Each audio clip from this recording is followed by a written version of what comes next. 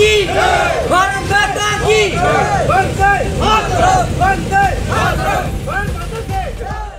सिमुल थापु पुलिसनि motorcycle rally Gossaigaon थानानि बेन्दोंआव थानाय सिमुल थापु पुलिसनि बानजायनायाव दिनै मोटरसाइकेल रैली हाबाफारि खालामो। सिमुल थापु आउटपोस्टनिफ्राय लानानै दावागुरि जाडागुरि जानानै गसाइगाव टाउनखौ सोरगिदिं गिदिंनानै खमैब्लाबो 35 किल'मिटारसो गोलाव बाइक रैली खालामो।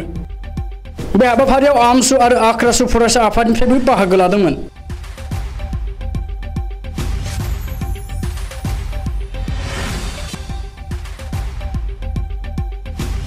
আমি স্বাধীনতা দিৱস উপলক্ষে হৰ ঘৰ তিৰংগা কেম্পেইনিঙৰ কাৰণে যাতে আমি মেক্সিমাম এৰিয়াত কেম্পেইনিং কৰিব পাৰোঁ, এৱাৰনেছ কৰিব পাৰোঁ, তাৰ কাৰণে এটা বাইক ৰেলী কৰিছোঁ, য'ত আমাক আপোনালোকৰ media, VDP, general public, AAMSU, AKRASU বিভিন্ন ধৰণৰ সংগঠনৰ লগতে সকলোৱে আমাক সহযোগ কৰিছে।